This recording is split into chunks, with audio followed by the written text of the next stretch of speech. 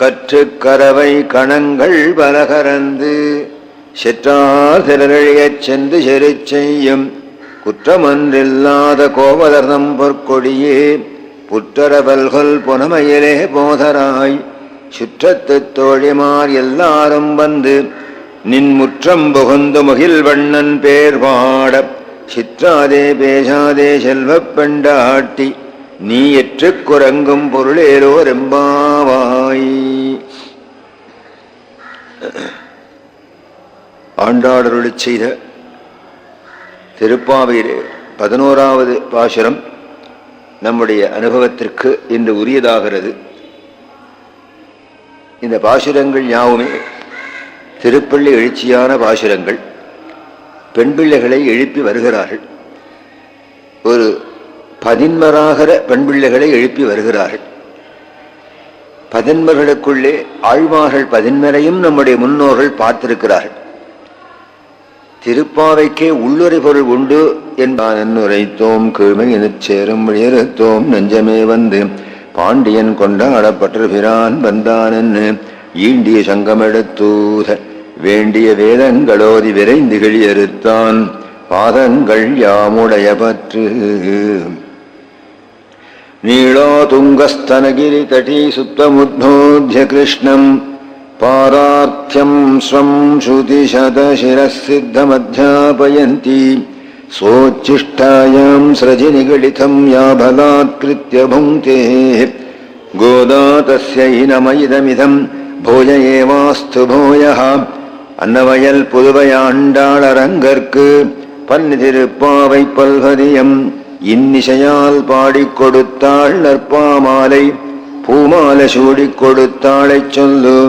சூடிக் கொடுத்த சுடற்கொடியே தொல்பாவை பாடி அருளவல்ல பல்வளையாய் நாடினி வெங்கடவர்க்கென்ன விதி என்ற விம்மாற்றம் நாம் கடவா வண்ணமே நல்கு. ஸ்ரீ விஷ்ணு சித்த குலநந்தன கல்பவல்லீம் ஸ்ரீரங்கராஜ ஹரிச்சந்தன யோக திருஷ்யாம் சாட்சாத் க்ஷமாம் கருணையா கமலாம் இவான்யாம் கோதாமனன்ன சரணா சரணம் பிரபத்யே சதமகமணி நீலா சாருகல்காரகஸ்த ஸ்தனபர நமிதாங்கி சாந்திரவாத்சல்ய சிந்து அழக வினிகிதாபிஹி சக்பிராகிருஷ்டநாத விலசது கிருதி கோதா விஷ்ணு சித்தாத்மஜானாம். அஞ்சுகுடிக்கொரு சந்ததியாய் ஆழ்வார்கள் தஞ்சையில விஞ்சி நிற்கும் தன்மைகளாய் பிஞ்சாய் பழுத்தாளை ஆண்டாளை பத்தையுடன் ஆளும் வழுத்தாய் மனமே மகிழ்ந்து அல்லினாள் தாமரமேதாரடங்கினின் துணை விமல்லினாள் அண்ட மடமையில் மெல்லியலாள் ஆயர் கொலவெந்த நாகத்தாள் தென்புதுவ வேயர் பயந்த விளக்கு கோலச் சுருசங்கை மாயன் செவ்வாயன் குணம் வினவும் சீலத்தனல் தென்திரு மல்லினாடி செழுங்குழல் மேல் மாலை தொடை தென்னரங்கற்கு இம்மதிப்புடைய சோலை கிளியவள் தூய பொற்பாதம் துணை நமக்கே. கற்று கரவை கணங்கள் பலகரந்து செற்றார் திரழியச் சென்று செரு செய்யும் குற்றமன்றில்லாத கோவலர்தம் பொற்கொடியே புற்றரவல்கொல் புனமையிலே போதராய் சுற்றத்து தோழிமார் எல்லாரும் வந்து நின் முற்றம் புகுந்து முகில் வண்ணன் பேர் பாட சிற்றாதே பேசாதே செல்வப் பெண்டாட்டி நீ எற்றுக் குரங்கும் பொருளேலோ ரெம்பாவாய்.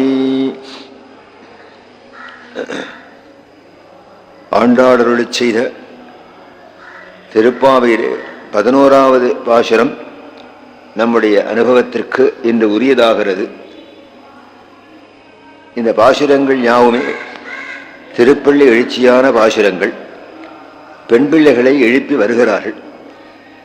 ஒரு 11 பெண் பிள்ளைகளை எழுப்பி வருகிறார்கள். 11களுக்குள்ளே ஆழ்வார்கள் 11 நம்முடைய முன்னோர்கள் பார்த்திருக்கிறார்கள். திருப்பாவைக்கே உள்ளுரை பொருள் உண்டு என்பது ஆச்சாரியர்களுடைய கருத்து. உள்ளுரையைத்தான் சம்ஸ்கிருத பாஷையிலே சுவாபதேசம் என்று சொல்வார்கள். அபதேசம் என்றால் வைக்கிறது. இந்த புஸ்தகத்திற்கு அபதேசம் எது என்ற மேஜை அபதேசம். இந்த மேஜையில இந்த புஸ்தகம் இருக்கிறது, அது இயற்கை. இது சுவாபதேசம். இந்த புஸ்தகத்தை எடுத்துவிட்டு காலில் போடக்கூடிய ஒரு காலணியை தூக்கி மேலே வச்சா அது அந்நியமான வஸ்து வருகிறது, அதுக்கு அந்நியாபதேசம்னு பேர். திருப்பாவியிலே நாம் பார்க்கக்கூடிய இலக்கிய நயங்களோ உமைநயங்களோ உருவகங்களோ மற்றும் பல அணிகளோ ரசோக்திகளோ இவை யாவுமே அந்நியாபதேசங்கள் தான். ஆனால் அதை விலக்கி பார்த்தால் சுவாபதேசம் தெரியும். சுவாபதேசத்தை அறிந்து கொள்வதற்கான சில சூக்ஷ்மமான அடையாளங்கள் இருக்கு. அந்த அடையாளங்களை உலகுக்கு முதற்கண் உணர்த்தியவர் அழகிய மணவாளப் பெருமாள் நாயனார். அவர் ஒருவர் தான். அவர் சில ஃபார்முலா கொடுத்திருக்கிறார். அதை கருவியாக கொண்டு பார்த்தால் ஆழ்வார் பாசுரங்களுக்குள்ளே இழைந்தோடுகின்ற சுவாபதேசங்களை கண்டுபிடிச்சுடலாம்.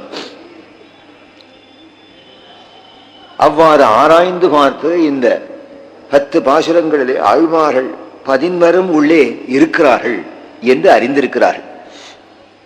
திருப்பாவைக்கு சுவாபதேசமாக பெரியவாச்சான் பிள்ளை வியாக்கியானம் செய்யல, எங்கோ ஓரோரு இடங்கள்ல காட்டியிருக்கார். உதாரணமாக மார்கழி நீராடங்கிற பாசுரத்தில் நீராட்டத்தை ஒரு உள்ளறி பொருளாக விளக்குகிறார். அதற்கு தமிழ் இலக்கியத்தை அவர் சான்று காட்டுகிறார். நீராடுதல் என்றால் பகவத் சம்சேஷம்னு பொருள். அதுக்கு இறைவனோடு மனம் ஒன்றி கலப்பதற்குத்தான் நீராட்டம்னு பேர். அவர் செல்வதற்கு பொருத்தம் இருக்கிறது. ஏனென்றால் அவர் நீர்வண்ணன். அந்த நீர்வண்ணனாகிற எம்பெருமானிடத்திலே நம்முடைய ஆத்மாவை கொண்டு போய் சேர்க்கிறது. அது ஒரு நீராட்டம். அதுக்கு தமிழர்கள் கலவின்னு சொல்வார்கள். இரு வஸ்துக்கள் கலப்பதுதான் கலவி. அந்த கலவியை சுனையாடல் என்று மறைத்து சொல்லியிருக்கிறார். ஒரு பெண் பிள்ளை தன்னுடைய தோழியும் அறியாமல் ஒரு தலைமகனை அவள் கண்ணுறுகிறாள். இருவருக்கும் கண் களவு ஏற்படுகிறது. பிறகுதான் தோழி அறிகிறாள். சில அடையாளங்களாலே அவளை பார்த்து அறிகிறாள். அவள் கண்கள்லாம் சிவந்திருக்கின்றன.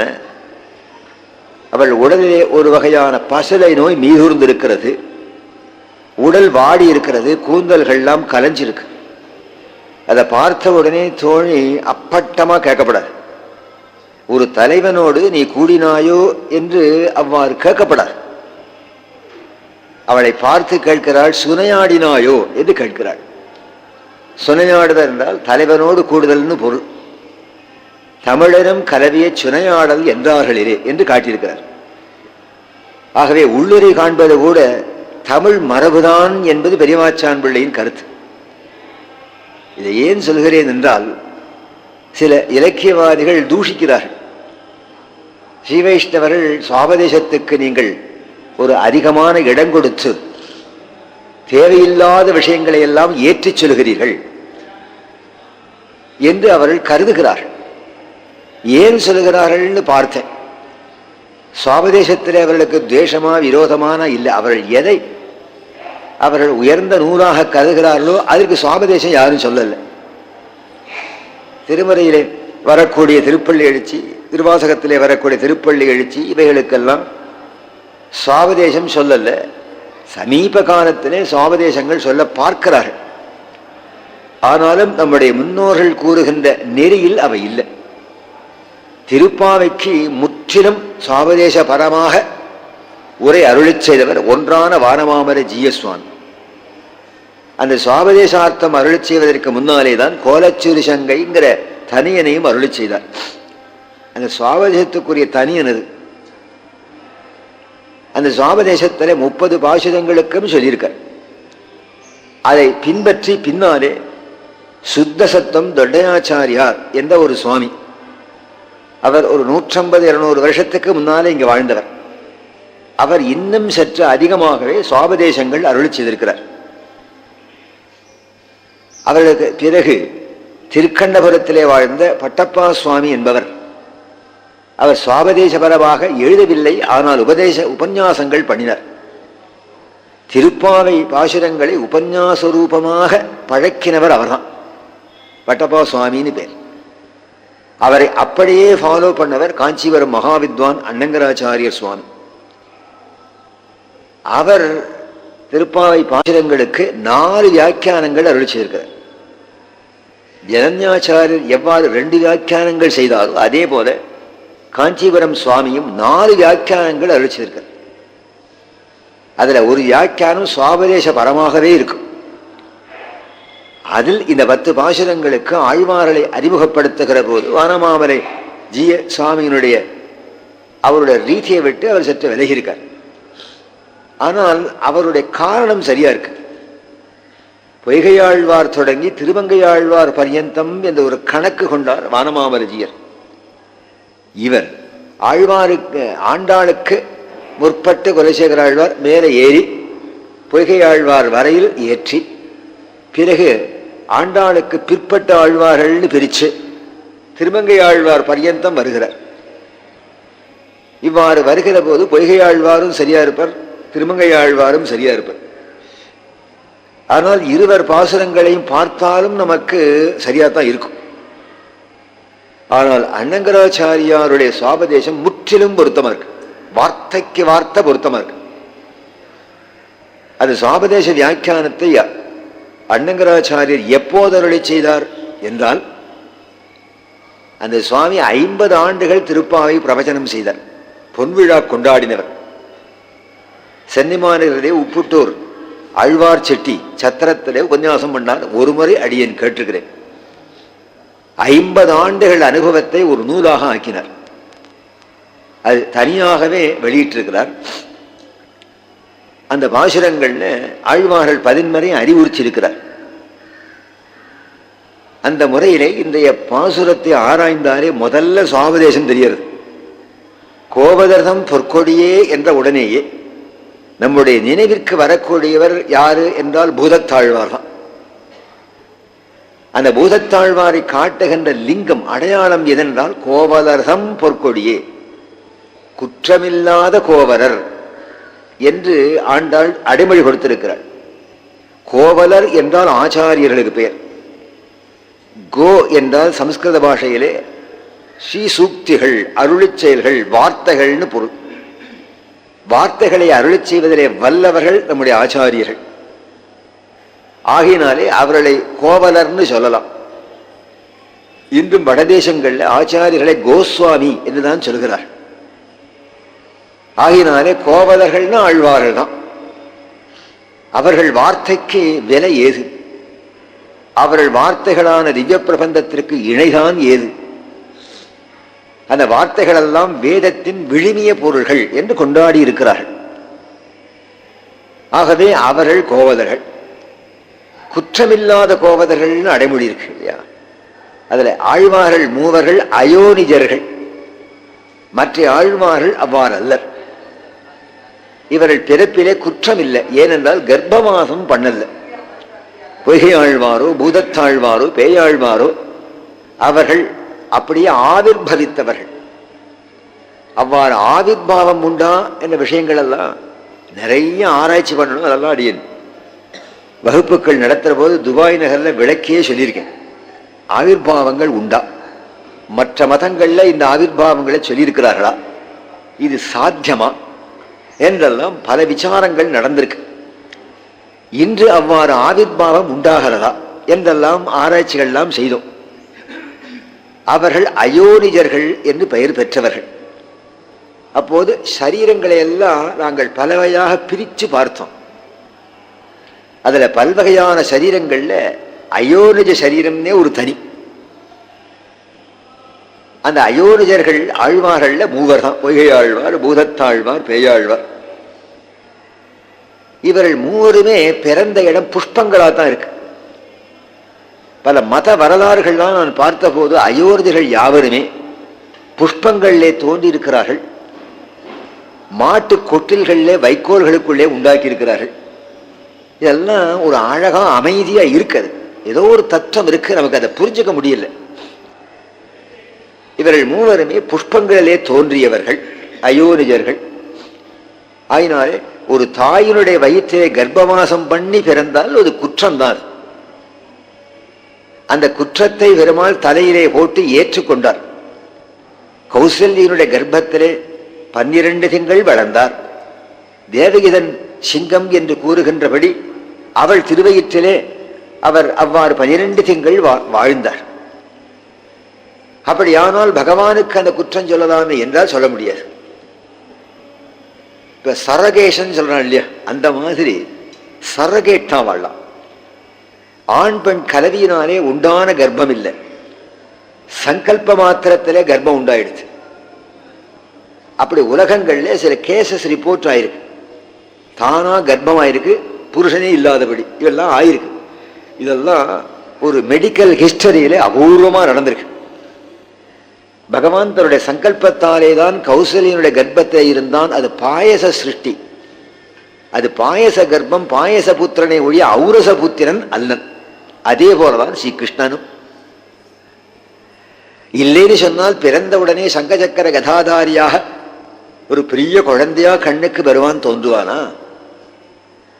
ஆயினாலே கர்ப்பவாசம் பண்ணி உங்கள் பெருமாள் பிறந்தார்னு சில பேர் ஏசினால் ஏசட்டும், அது பெருமாளுக்கு புகழ்தான்.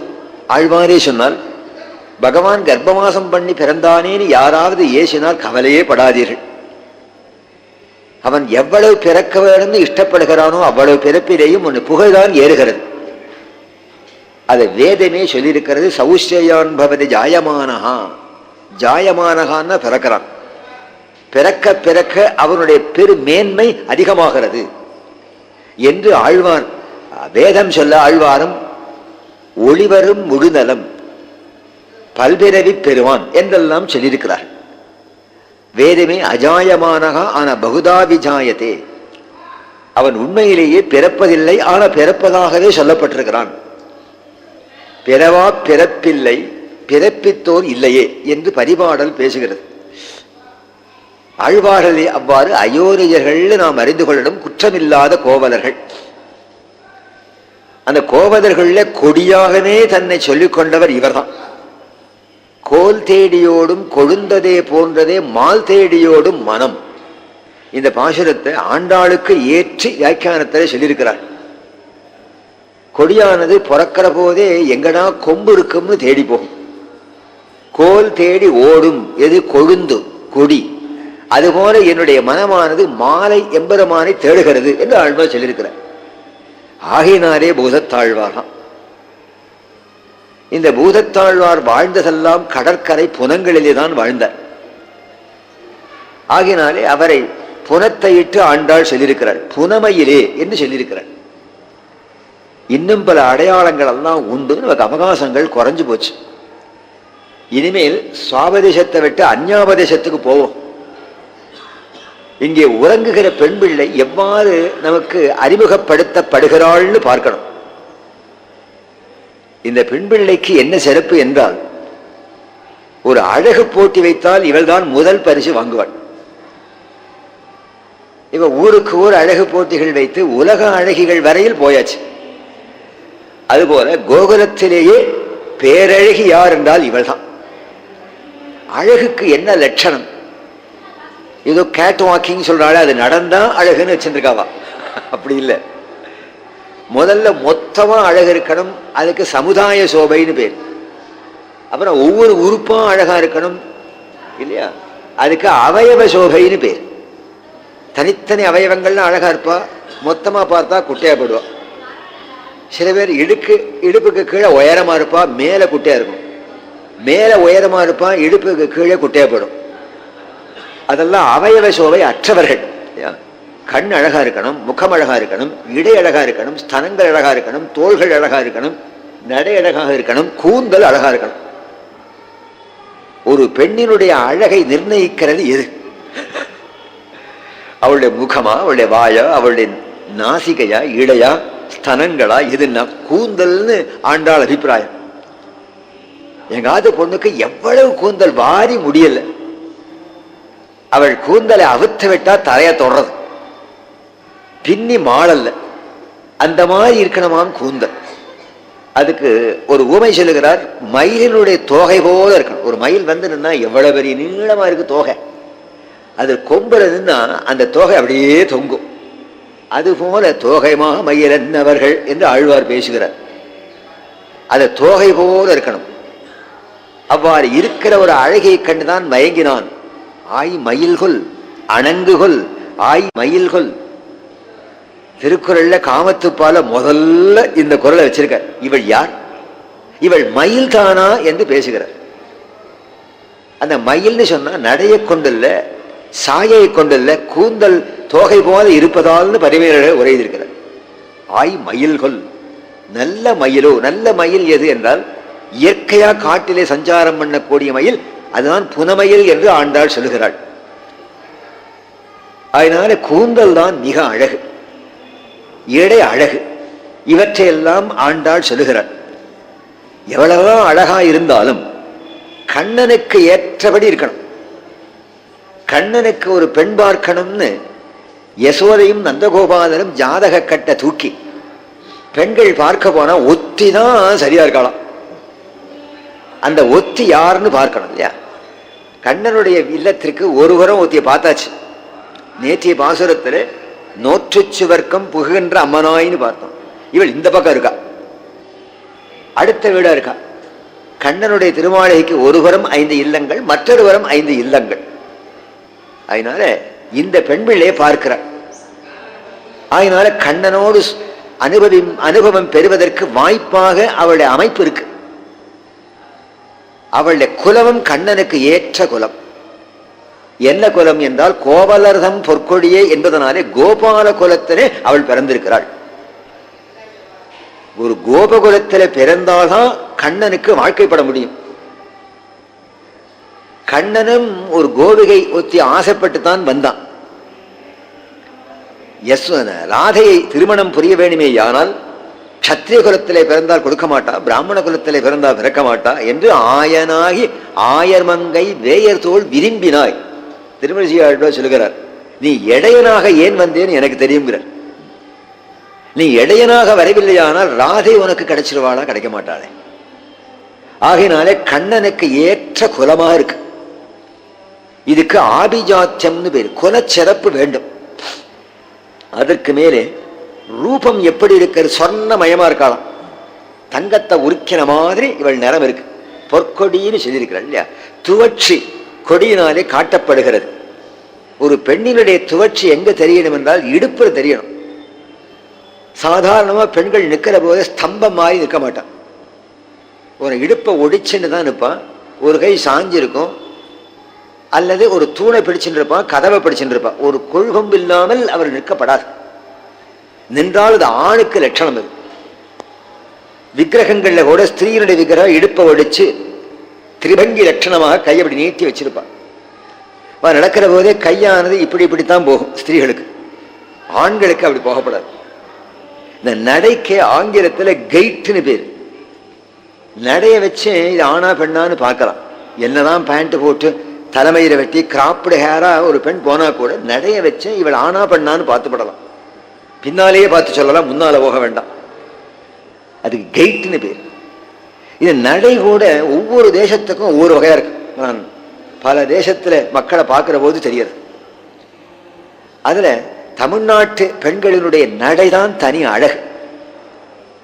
அந்த நடையிலேயே இடைச்சிகள் நடைதான் ரொம்ப அழகம். அதனாலதான் ஆண்டாளுக்கு இடைநடையும் இடை நாற்றமும் உடை நாற்றமும் எல்லாம் அவளுக்கு வந்தது. அதனால இவள் கொடி போல் துவள்கின்றாள் என்று தெரிகிறது. அவளுடைய இடுப்பு எப்படி இருக்கிறது? அது சிற்றடையாக இருக்கிறது. பின்புறம் இருக்கிறது பட்டக்ஸ்னு சொல்றோமே, அது சர்ப்ப படம் எடுத்த மாதிரி விரிஞ்ச மாதிரி இருக்கு. அது அழகா இருக்கும். அது அந்த பின்புறம் அவ்வளவு அழகா இருக்கிறது. புற்றரவல்குலாய் என்று அழைக்கிறாள். கூந்தல் புனமையில் போன்று இருக்கிறது. இவ்வளவு இருந்தாலும் மிகச் சிறப்பு எதென்றால் பெண்மை இருக்கிறது. தனிப்பட்ட ஒரு பண்பு தான் பெண்மைங்கிறது. இவ்வளவு இருந்த குரல் எடுத்தா ஆம்பளை குரலா இருந்தா என்ன ஆகும்? பெண்ணுக்குன்னு பகவான் குரல் வச்சிருக்கான் பாருங்க, ஆணுக்குன்னு குரல் வச்சிருக்கான். ஒவ்வொன்றுக்கும் வித்தியாசம் வச்சிருக்கான். குழந்தை பிறந்த உடனே குவா குவான உடனே வாசல்ல இருந்தே சொல்லிவிடலாம். ஆண் குழந்தை பிறந்திருக்கா பெண் குழந்தை பிறந்திருக்கான்னு சொல்லலாம். எப்படி சார் சொல்றதுன்னு கேட்டேன். பெண் குழந்தை தான் அதிகமா சத்தம் கேட்கமா 4 ஊர் கேட்க முடியும். கிச்சு குரல்ல சத்தம் போடும். அதனால பெண்ணினுடைய குரல் இருக்கிறது, அதுதான் பெண் தன்மை. அது கிளி போன்று குரலாக இருக்க வேணும், குயில் போல் கூவ வேண்டும். அதை ஆண்டாள் சொல்லுகிறாள், இவள் பெண்டாட்டின்னு சொல்லிட்டான். இங்க பெண்டாட்டினா ஒய்ஃப்ங்கிற பொருள்ல சொல்லல, பெண்தன்மையை ஆளுகின்றவள். அந்த பெண்ணை ஆள்பவன் எவன் என்றால் பெண்ணாளன் பேணுமூர் அரங்கமன்றே என்று திருவரங்கத்து பெருமாள் தான். அதனால ஒரு பெண்ணினுடைய லட்சணங்கள் என்னென்ன உண்டோ அவ்வளவும் இவளிடத்திலே பொருந்தி இருக்கிறது. ஆகவே கண்ணனுக்கு அடுத்த வீட்டு பெண் பிள்ளையா இருக்க, உடனே பெண்ணை பேசிப்படலாம். இவ்வளவு சிறப்பு அந்த பெண் பிள்ளைக்கு நம்முடைய வியாக்கியாதாக்கள் காட்டியிருக்கிறார். இன்னொரு அர்த்தம் சொல்லுகிறார், கிருஷ்ணன் எப்படி ஊருக்கே ஒரு பிள்ளையா வளர்ந்தானோ அதே போல அந்த ஊரிலே உள்ள கோபாலர்கள் எல்லாருக்கும் இவள் தான் பொண்ணாம். யாராத்துல போனாலும் தூக்கி கொஞ்சவா, எங்க போனாலும் சாப்பிடலாம், எங்க போனாலும் வஸ்து வாங்கிட்டு வரலாம். ஊருக்கே இவள் ஒரு பெண்ணாக இவள் வளர்ந்தாள். பொற்கொடி என்பதனாலே ஒரு பதியை நாடுகின்ற பருவத்தில் இருக்கிறாள். பதி சம்யோக சுலபம் வயோதிஷ்டாச்ச மேபிதா சிந்தான்னவகத பாரம் நாசதாதா பிளவோயதா என்று சீதையினுடைய வாக்கு இங்க இருக்கு. அனசூயா தேவியினிடத்திலே சீதை தன் கதையை தானே சொல்லுகிறாள். அத்திரிமகர்களினுடைய ஆசிரமத்திலே உள்ளே புகுந்தாள். அனசூயா தேவியை நமஸ்காரம் பண்ணி தன் கதையை சொன்னாள். அம்மா, எனக்கு ஒரு கொள்கொம்பிலே சேர்க்க வேண்டிய பருவம் வந்தவுடனே ஜனகரே நடுங்கி போனாராம்.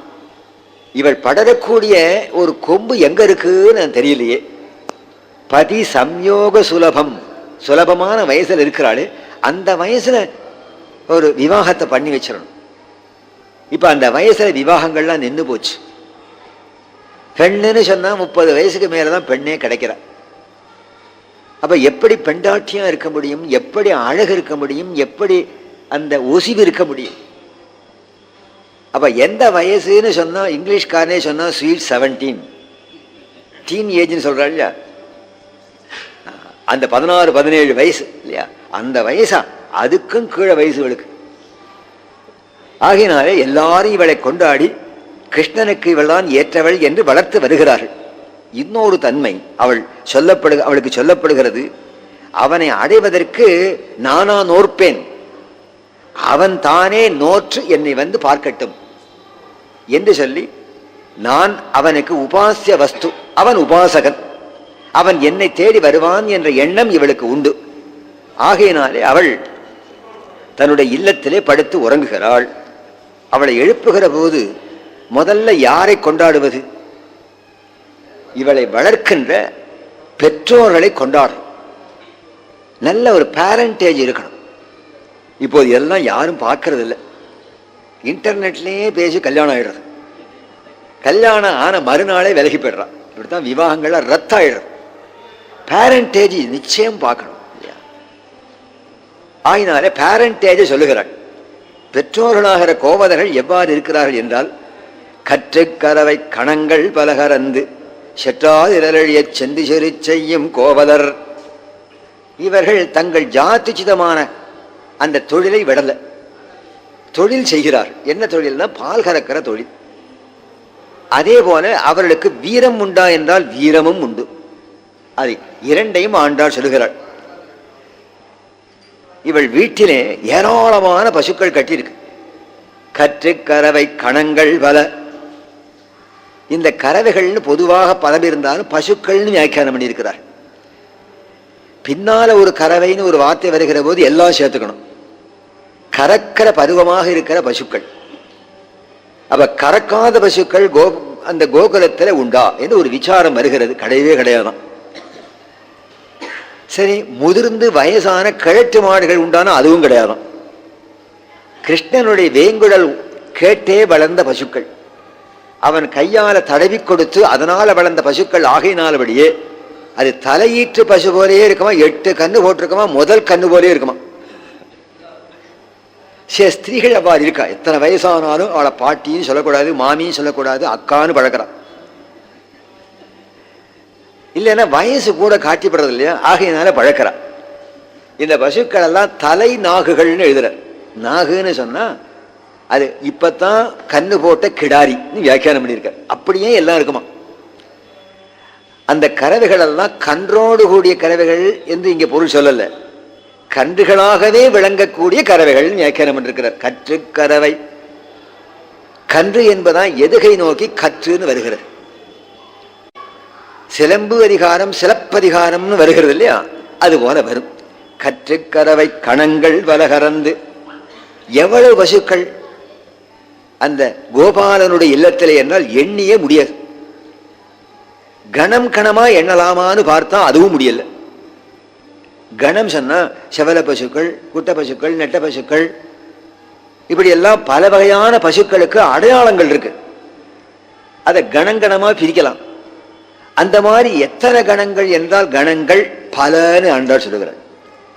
எவ்வளவு குரூப் என்றும் சொல்ல முடியாது. கற்று கறவை கணங்கள், கறவை கணங்கள்.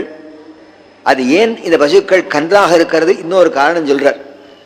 அது கன்றாக இருக்கிற பசு முதிர்ந்து போனா கண்ணன் விலக்கிடுவானா, பேக்க மாட்டானா. அவனுக்கு கன்றுகள் மேய்ப்பது சந்தோஷமா இருக்கும். ஆனிரை அவன் திவத்தினும் பசிநிறை மேய்ப்பு உவத்தி என்று பரமபதத்திலே கூட பசுக்கள் மேய்ப்பதில் சந்தோஷமுடையவன். அப்ப பசுக்கள் பரமபதத்திலே உண்டா நித்தியசூரிகள் முக்தாஜீவர்கள் எல்லாருமே பசுக்கள் தான். ஆகவேதான் அதை கோலோகம் என்றும் சொல்கிறார்கள். ஆனால் அதை காட்டிலும் அவனுக்கு என்ன இஷ்டம்னா கன்றுகளை மேய்க்கணும். கன்று மேய்த்தினிதுகந்த காளா என்றும் கடிபழ சூழ் கணபுரத்தன் கனியே என்றும் மண்டமர கூத்தாடி மகிழ்ந்தயன் மைந்தா என்றும் திருமங்கையாழ்வார் சொல்கிறார். பசுக்களை மேய்ப்பது உகப்பு என்றால் கன்றுகளை மேய்ப்பது இனிதான உகப்பான். ஆகவே கன்றுகளாகவே இந்த பசுக்கள் அப்படியே இருக்கு. இந்த கன்றுகளை சொன்ன திருமங்கையாழ்வார் திருக்கண்ணபுரத்தில் முடிக்கிறார். ஏனென்றால் இந்த கன்றுகள் எல்லாம் ஒரு நாள் ஓடி திருக்கண்ணபுரத்திலே நின்றுடுத்தோம். குபு குபுன்னு அத்தனை கன்றுகள் எல்லாம் வாழை தூக்கி ஓட ஓட கண்ணன் விரட்ட விரட்ட இந்த பசுக்களை கன்றுகள் எல்லாம் நேர கோகுலத்திலே பிருந்தாவனத்திலே மேய்ந்த கன்றுகள் எல்லாம் திருக்கண்ணபுரம் வந்துதான் நின்றுதான். ஏனென்றால் திருக்கண்ணபுரம் ஒரு பிருந்தாவனம். அங்கே சௌதிராஜனான கிருஷ்ணன் இருக்கிறான். பெருமாள் அங்கே கன்றோடு இருக்கிறார். இந்த பக்கங்கள்ல கன்றோட சேவை சாதிக்கிறார். ஆயினால கன்றுகளை மேய்ப்பது அவனுக்கு பரம சந்தோஷம். அது என்ன காரணமா, பசுக்கள் மேய்க்க அவசியம் இல்லை. அந்த பசுக்களுக்கு நல்ல மேய தெரியும். எங்க புல் இருக்கு, எங்க தண்ணீர் இருக்கிறது என்றெல்லாம் தெரியும். கன்றுகளுக்கு தெரியாது பாபம். ஆகினாலே ரட்ச வர்க்கத்திலே கைகால் நீட்ட முடியாதவாளுக்கு தானே போய் நாம் உபகாரம் செய்யணும். இந்த கன்றுகளுக்கு தெரியாது, தள்ளிண்டே போவான். அந்த புல்கள்ல மேய விடுவான். யமுனையில இறக்குவான். கண்ணீர் குடிக்க தெரியாத தானே கண்ணுக்குட்டி போல கால்களையும் கைகளையும் ஊன்றிக்கொண்டு அப்படியே தண்ணீரை உறிஞ்சி காட்டுவானாம். தடம்பருகு கார்முகில்னு சொல்லுகிறார். அது கன்றுக்கு உடனே உறிஞ்ச தெரிஞ்சு போயிடுமா. இவ்வாறு கன்றுகளோடையே பெருமாள் ஏன் வாழ்ந்தார் என்றால் இவரும் கன்று போல் இளமையாயிட்டார். கன்று மேய்த்தினி துகந்த காளா என்றும் கன்றுகளை மேய்த்ததுனாலே இவனும் இளையவனாக எப்போதும் இருக்கிறான். தசரதன் அடிக்கடி ராமனை அழைச்சு விடுவான். அந்தப்புறத்துக்கு ராமா வா என்று சொல்லிவிடுவான். ராமன் வருவான். வந்த உடனேயே தந்தையை வணங்கின உடனே தசரதர் ஒண்ணுமில்லை சென்று வா என்று சொல்ல உடனே ராமன் போவான். படியிறங்கி கீழே போயிருக்க மாட்டான். ராமா ஓடிவான்னு சொல்லுவான். திரும்பவும் பெருமாள் வருவர். எத்தனை முறை கூட்டாலும் அழுக்காமல் சரிக்காமல் வருவார். இன்னைக்கு குழந்தைகள் வருவாளா, இதுதான் வேலை இந்த கழத்துக்கு என்று அலட்சம் பண்ணி ஓடி போயிடுவான். ஆனா வருவாராம். வா போகு வா, இன்னொரு கால் வந்து கண்டுகோ என்று சொல்வாராம். இது எதற்காக என்றால் யார் சொல்ல முடியும்? ஒரு பெரியவாச்சான் பிள்ளை தான் சொல்ல முடியும். வாங்குற போதே பெருமாள் வருகிற முன்னழகை தசரதன் பார்த்து மகிழ்வான். பெருமாள் மடியொதுக்கி அவர் விடை பெற்று செல்லுகிற போது அந்த பின்னழகு ஆகர்ஷகமா இருக்குமோ அதையே பார்த்து கொண்டிருப்பானாம் இல்லையா. அடிக்கடி முன்னழகு பின்னழகு முன்னழகு பின்னழகு பார்க்க இஷ்டப்பட்டபடியினாலேதான் தசரதன் பெருமாளை அலக்கழிச்சான். எத்தனை ஊராயிருந்தாலும் மற்ற ஊர்களை காட்டிலும் நம்பெருமாளுடைய பின்னழகுதான் பின்னழகு. அவருக்கு ஒரு கொண்டாட்டம் சொல்லுகிறார்கள் அரையர்கள். முன்னிலும் பின்பழகிய பெருமாள். ஒரு ஜீயர் சுவாமி பேரே வச்சுட்டார், பின்பழகிய பெருமாள் ஜீயர். பின் பழகிய இல்ல, பின்பு அழகிய பெருமாள் ஜீயர்னு பேரு. ஆகையினாலே அந்த பெருமாள் பின்னால அழகா இருக்கார். தசரதனை அலக்கழிச்சான் பெருமாளை தசரதன் பார்க்கிறோம். இங்கே தசரதன் சொல்கிறான், ராமா உன்னை தொட்டதனாலே நான் யுவாவாக ஆகிவிட்டேன் என்று ஒரு பாசுரம் சொல்லியிருக்கிறான். இழகி பதிக்க வைக்கும்னு ஒரு வியாக்கியானம் இருக்கு. இதெல்லாம் பொருள் ரொம்ப கஷ்டம். அதெல்லாம் இழகி பதித்தல்னா என்னன்னே தெரியாது. அரும்பதக்காரர்கள் உதவி செய்திருக்கிறார். மணவாள மாமனிகளுக்கு நாம் மிகவும் கடமைப்பட்டிருக்கோம். வியாக்கியானங்கள் வரக்கூடிய சொற்கள் எல்லாம் பிற்காலங்களில் மக்களுக்கு புரிந்து போகாமல் போயிடும். அதற்காகவே அவர் காலத்தில் எல்லாரையும் ஒன்று சேர்த்து வியாக்கியானங்களுக்கு ஃபுட் நோட் போட சொன்னார். டிப்பணின்னு பேர், அரும்பதம் எழுத சொன்னார். அதுல இந்த சொற்களுக்கெல்லாம் அவர்கள் பொருள் கொடுத்திருக்கிறார். எவ்வளவாறு அது பார்த்தீங்களா? இழகி பதித்தல். ஒரு அரக்கலை சீல் வைக்கணுமானா அந்த அரக்கை உருக்கிக்கணும். சீல் வச்சாதான் அது பதியும் இல்லையா? அது இழக்கிறது, அப்புறம் தான் அது பதியும். இழக்கினால்தான் பதியும். சில பேர் அந்த காலங்களில் பேனாவை திறக்க வரலன்னா கொஞ்சம் நெருப்பில் காட்டிப்பாப்படி, அதுக்கப்புறம் திருகினா வந்துடும். அது மாதிரி இழகி பதித்தல்னு சொன்னா நாணயங்கள்ல அதை இழக வச்சு சீல் போடுறது, நாணயம் பண்ணக்கூடிய முறைன்னு இருக்க. அதுபோல கிருஷ்ணனை இழக வச்சு இந்த கன்றுகள் அவனுடைய உருவத்தில இளமையை பதிச்சு படுறான். பெருமாள் சின்ன பெருமாளா என்னைக்கும் இருக்க. கற்றுக்கரவை கணங்கள் பல கறந்து. கணங்கள் எவ்வளவுன்னா பலன்னு சொன்னார். பலங்கிறதுக்கு எவ்வளவு? 100, 1000, லட்சமா, கோடியா? பலங்கிறதுக்கு எவ்வளவுயா? இதுவரையில் இலக்காரர்கள் ஒண்ணுமே சொல்லல.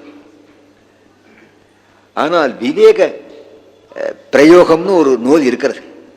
அது ஆழ்வார்த்தனகிரிலே வாழ்ந்த சுப்பிரமணிய கவிராயர்னு ஒருவர் செய்தார். அதுல அழகான பல விஷயங்கள் சொல்றார். ஒன்று சிங்குலர், அதுக்கப்புறம் 2ன்னு ஒண்ணு இருக்கு, அதற்கு டுயல்னு பேரு, திவச்சனம். அதுக்கப்புறம் தான் பகு, பல. 1, 2, பல, இதுதான் கிராமர். ஏகவச்சனம், திவச்சனம், பகுவச்சனம். இது சம்ஸ்கிருத பாஷைக்கு தானே, தமிழுக்கு இல்லையேன்னு கேட்கப்படாது.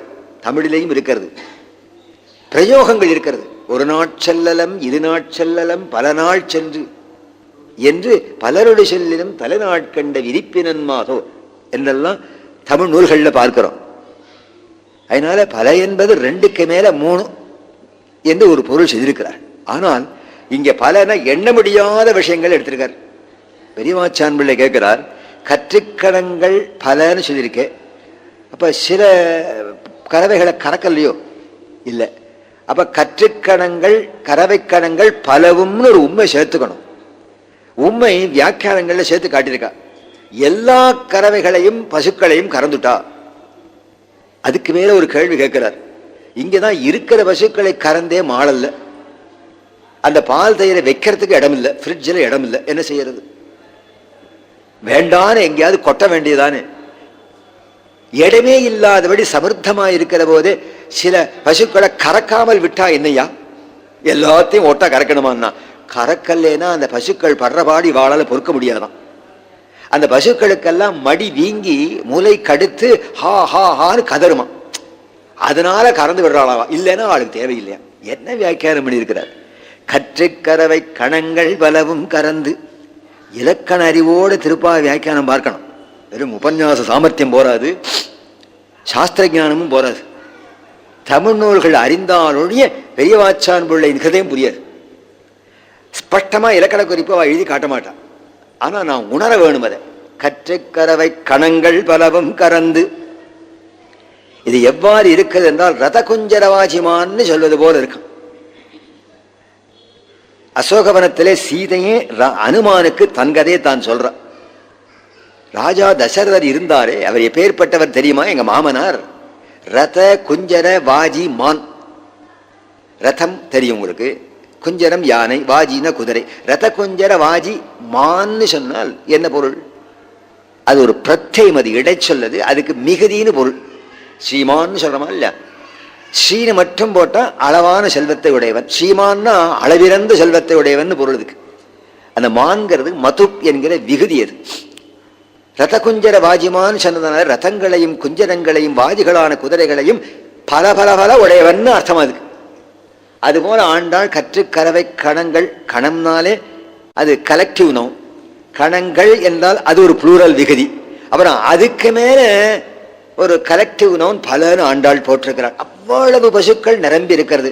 கற்றுக்கணவை கணங்கள் பல. பெரியவாச்சான் பிள்ளை பார்க்கிறார், இது எவ்வாறு இருக்கிறதுன்னு உதாரணம் கொடுக்கிறார். யாராவது திருப்பாய்ப்பாடியிலே புகுந்து இந்த பசுக்களை 1 2 எண்ண முடியுமா? முடியாது.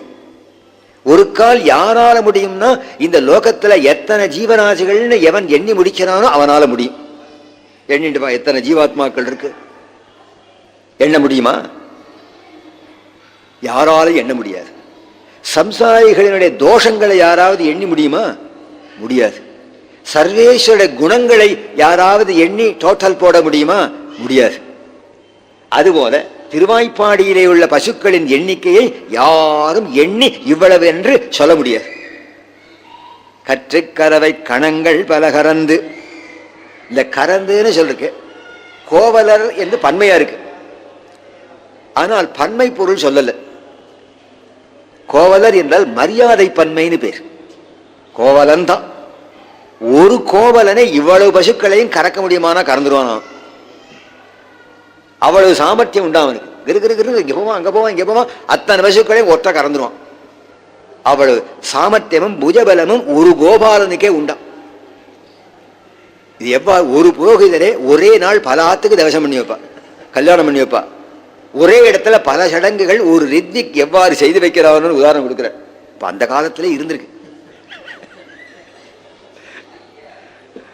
ஆகையினாலே அவ்வாறு இந்த ஒரு கோபாலனை அத்தனை வீட்டு பசுக்களையும் இவனால கறக்க முடியும்படியான ஜாதி மெய்ப்பாடு என்று சொல்லுகிறார்.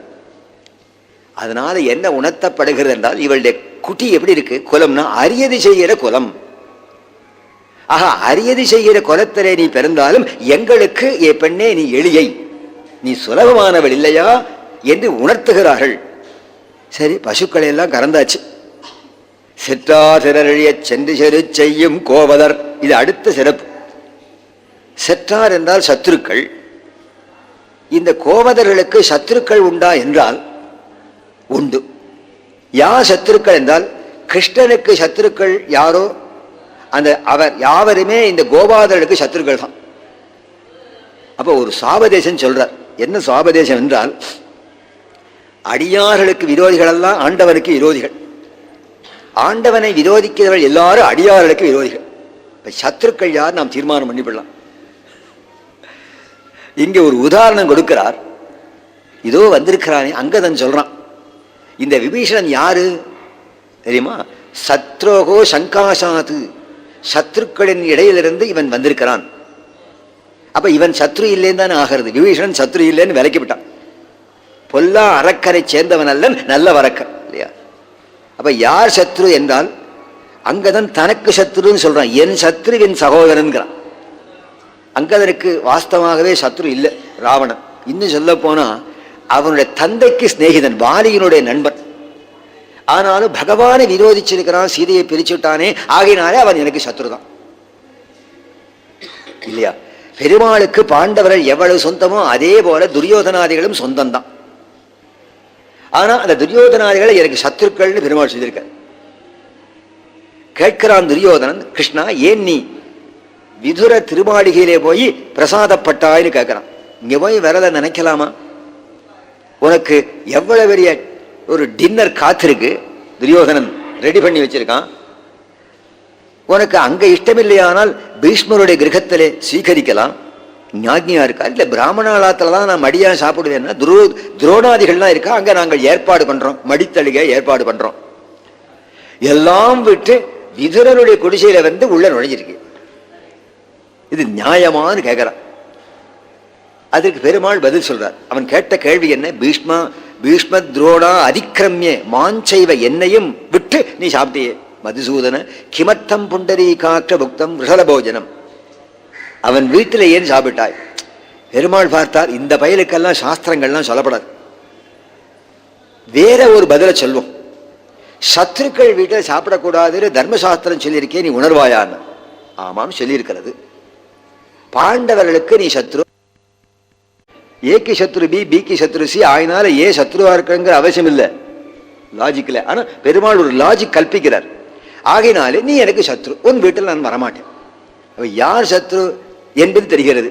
செற்றா சிறழிய சென்று செரு செய்யும். அந்த சத்துருக்கள் எங்க ஒளிந்திருக்கிறார்களோ அந்த இடத்திலே சென்று அடிக்கணும் அவளை.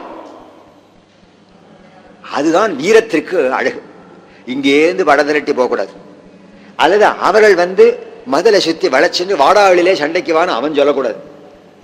ஆகினாலே எதிரிகள் எங்க ஒளிஞ்சிருக்கிறான்னு பார்க்கணும், தேடி ஓடி குண்டு போடணுங்க. அப்படிப்பட்ட மார்க்கத்தை இவர்கள் உடையவர்களாம். செற்றா சிறழிய சென்று செரு செய்யும் குற்றம் ஒன்றில்லாத சென்று செரு செய்யும் கோவலர்னு சேர்க்கணும், இல்ல குற்றத்தையும் சேர்க்கலாம். அப்ப யுத்த பிரகரணமாக மேல இருக்கு இல்லையா, யுத்த விஷயமா இருக்கு. அதுல குற்றம் வருமானா வருமா, என்ன குற்றம்? அப்ப யுத்த பிரகரணமாக மேல இருக்கு இல்லையா, யுத்த விஷயமா இருக்கு. அதுல குற்றம் வருமானா வருமா, என்ன குற்றம் என்றால் நிராயுத பாணியா இருந்தா அவனோட அடிக்கப்பட, கையில ஆயுதம் இல்லைன்னா அவனை சரி வசமா மாற்றின்டான்னு சொல்லி அவனை வதம் பண்ணக்கூடாது. அல்லது புறமுதுகிட்டு பயந்து ஓடினானே ஆனால் அவனை அடிக்கப்படாது. அஸ்தமனமானால் அவனை வதம் பண்ணப்படாது. இந்த தொப்புளுக்கு கீழே ஒருவனையும் அடிக்கப்படாது. இதெல்லாம் யுத்த தர்மங்கள். இந்த யுத்த தர்மங்கள்லாம் இன்னைக்கு யாருமே ஃபாலோ பண்ணல. யாரோ ஒருவன் அடிக்க போக 100 பேர் சாகறான். நேத்தியே சாகறான், பாகிஸ்தான்ல பாக்குறேன். அநியாயமா இருக்கு. இத்தனை பேர் சாகறான், தன குருவிகளை சொல்ற மாதிரி தாங்கல். இன்னைக்கு வேர்ல்டுல எந்தெந்த இடத்துல இவ்வாறு மோதல்கள், ஆக்கிரமிப்புகள், ஒரு கொடூரத்தன்மைகள் நடக்காது நீங்களாம் தெரிஞ்சுக்கணும். அதெல்லாம் ஹிஸ்டரி படிக்கணும். ஹிஸ்டரி சேனல்னே ஒரு சேனல் வருது, நீங்கள் எது பார்க்காட்டாலும் அதை பார்க்கணும். நான் தவறாமல் கொஞ்ச நாளாக பார்த்துன்னு வரேன். என்ன விஷயங்கள் பழைய ஹிஸ்டரி எல்லாம் அதில் போட்டு காட்டுறான், ஆக்ஷன் பிளேல காட்டுறான். அற்புதமா இருக்கு. நேற்று கூட ஹிட்லருடைய சரித்திரங்கள்லாம் பூரா பார்த்து. ஹிஸ்டரி சேனல்னு பேர். குழந்தைகளை பார்க்க சொல்லணும். ஹிஸ்டரியினுடைய நாலேஜ் ரொம்ப தேவை. வெறும் கம்ப்யூட்டர் சயின்ஸே படிச்சு நீங்க டெவலப் ஆகுது போகப்படாது. வரலாற்று உணர்வு நமக்கு தேவை. அப்பதான் லெசன்ஸ் தெரிஞ்சுக்கலாம். எந்தெந்த காலங்களில் ஒரு இனம் இன்னொரு இனத்தை அமைக்கிருக்கு, அது எவ்வாறு அழிஞ்சு போய் மறுபடியும் தழுக்கிறது, இதெல்லாம் பார்த்து தெரிஞ்சுக்கணும். அங்க இருக்கிற ஒரு புஸ்தகமே வாங்கி படித்தேன், தி ப்ரைட் ஆஃப் தி பாலஸ்தீனியன்ஸ்.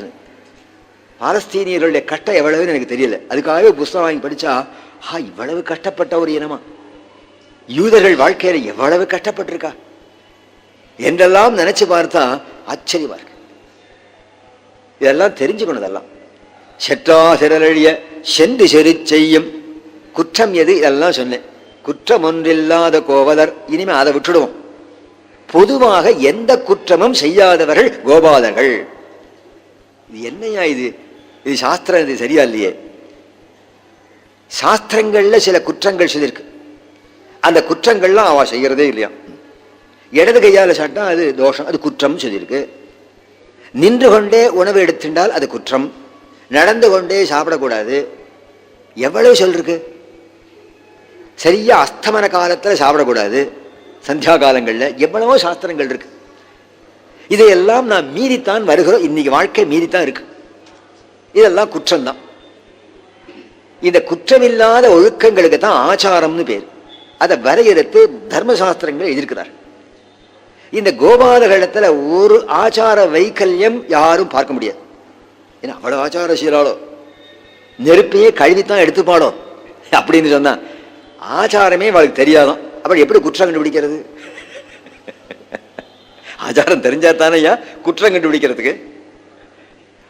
ஆச்சாரம் அறியாதவர்கள் என்பதான் இடக்கை வழக்கை அறியாதவர்கள் சொல்லிட்டான், பொதுவா சொல்லிட்டான். இன்னொரு அர்த்தம் இருக்கு, அது பெருமைதான், அவளுக்கு கோவிச்சுக்கப்படாது. அந்த காலங்கள்ல சோழ மன்னர்கள் இடங்கை கட்சி வலங்கை கட்சின்னு பிரிச்சா, லெப்டிஸ்ட் ரைட்டிஸ்ட்னு. அதில் ரெண்டுலையும் சேராத ஜாதி ரெண்டு தான், யாதவர்களும் பிராமணர்களும். யாதவர்களுக்கு பொதுவர்கள்னு பேர், பொதுவா இருப்பாளாம், இந்த கட்சியும் சேர மாட்டாளாம். எந்த கட்சியும் இவாளுக்கு உடன்பாடு தானா, வீட்டில் எல்லாரும் அந்தந்த கட்சியில மெம்பர் ஆக்கிடுவாளாம். எந்த கட்சி ராஜ்யத்துக்கு வந்தாலும் வாழ்க்கை சௌரியம் தானே. அப்படி இருக்கு. சில ஆண்களில் போனா ஒருத்தன் ஏடிஎம்கேங்கிறான், இவன் டிஎம்கேங்கிறான், ஒருத்தன் எம்டிஎம்கேங்கிறான். என்னடாண்ணா எப்படி வந்தாலும் எங்க குடும்பத்துக்கு சௌரியம் தான் சார், பணம் சேர்ந்துடும் எங்களுக்கு, பிரிச்சுக்கிறா. அப்படி யாதவர்கள் எந்த கட்சியிலும் சேரதில்லையோ அந்த காலங்களில். ஆனா அவர்கள் தான் ஈஸ்வரனே இல்லைங்கிற ஒரு கட்சியை உண்டாக்கி வச்சிருக்கா. அதனால ஆச்சாரம் யாரும் பார்க்க முடியாது. ஆச்சாரம் இழக்கையாகிற குற்றம் இல்லை. ஏனென்றால் ஆச்சாரத்தானே எவனை அடைய முடியுமோ அவனே அவரிடத்துல பழகிறானே. ஆச்சார பிரபவோ தர்மஹா தர்மஸ்ய பிரபு அச்சுதா என்று சொல்லி ஆச்சாரத்தானே அவனை அடைகிறோம். அதுக்காக ஆச்சாரம் கல்பிச்சிருக்கா. அந்த ஆச்சாரத்தானே அடைய வேண்டிய வஸ்து எது? கிருஷ்ணன். கிருஷ்ணனே மடியை தவழ்ந்து விளையாடுவதனாலே குற்றமில்லாமல் உள்ளவர்கள் என்று அந்த சிறப்பு வாழ்க்கை சொல்லப்படுகிறது.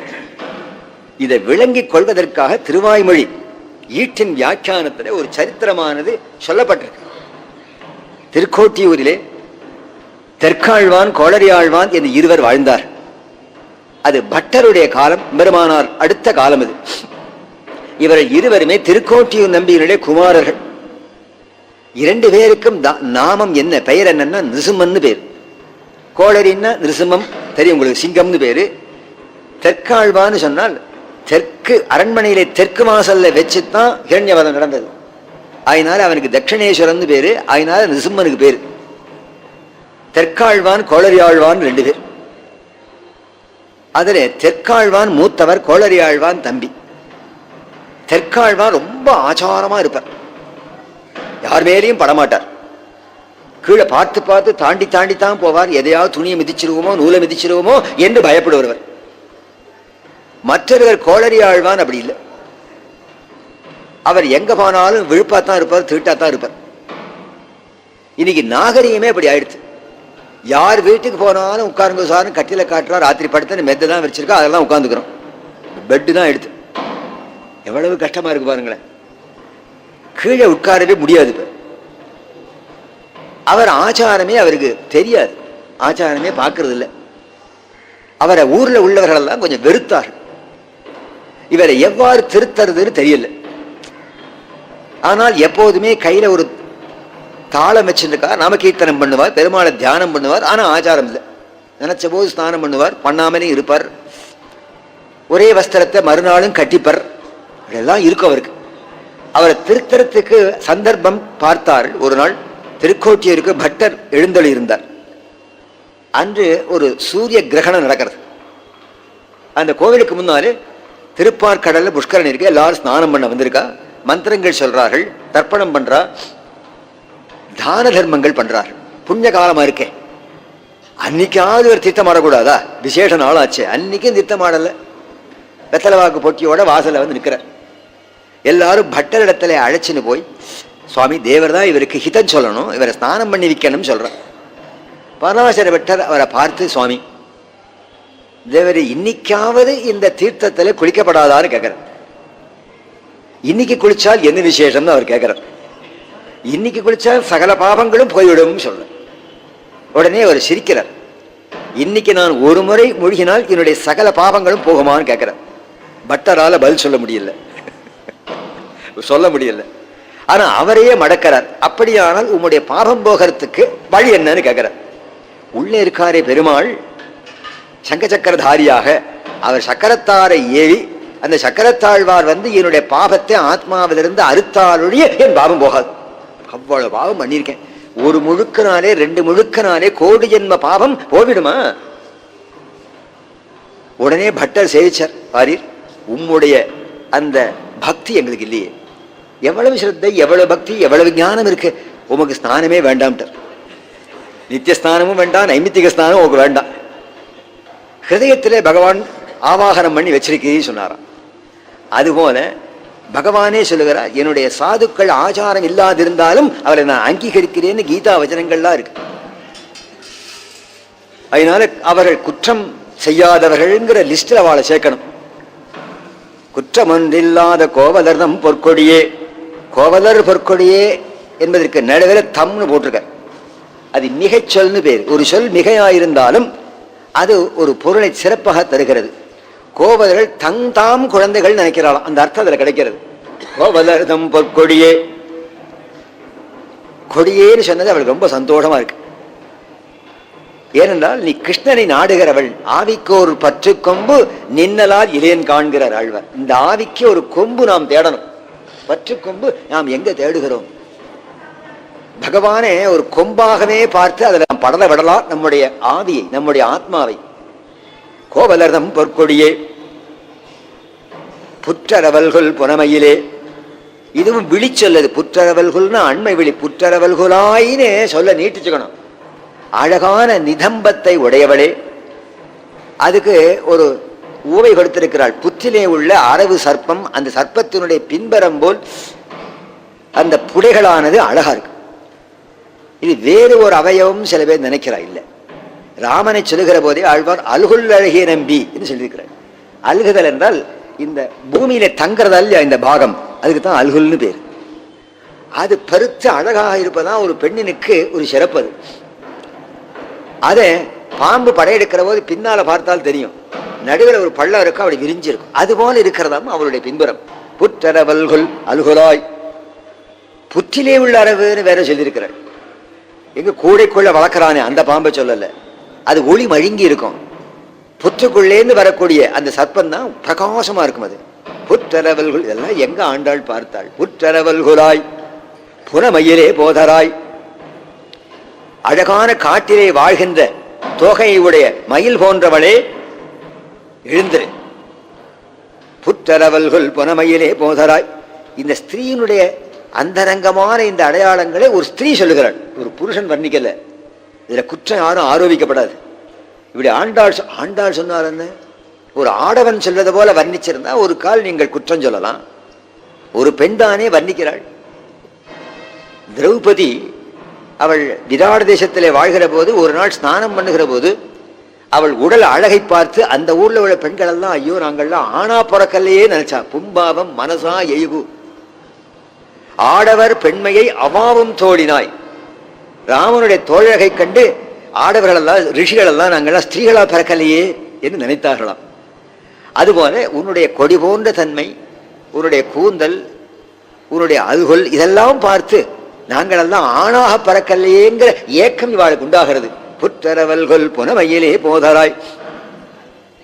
நீ ஏன் இங்கு வர வேண்டும் சொல்லுகிறோம் தெரியுமா? நீ வந்தால் வருகிற போது மயில் போல வருவாய்.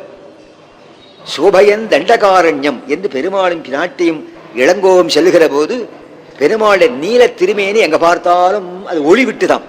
அதுபோல நீ வந்த உடனே உன்னுடைய அழகினாலே நாங்கள் எல்லாரும் இன்னும் அழகு பெற வேண்டும். ஆகவே நீ ஓடி வர வேண்டும்.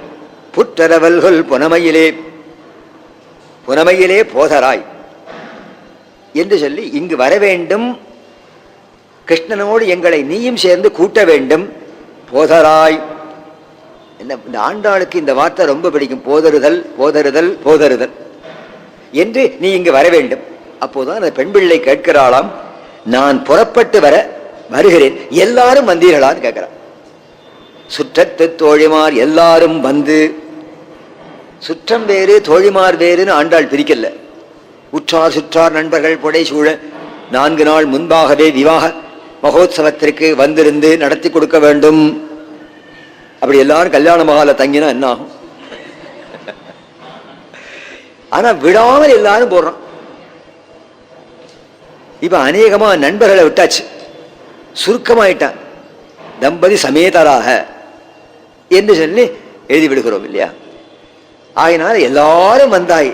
சுற்றத்து தோழிமார் என்றால் சுற்றமும் தோழிகள் தான், தோழிகளும் சுற்றம்தான். உறவு முறையார் இல்லாதவர்களே அந்த கோகுலத்தில் கிடையாது.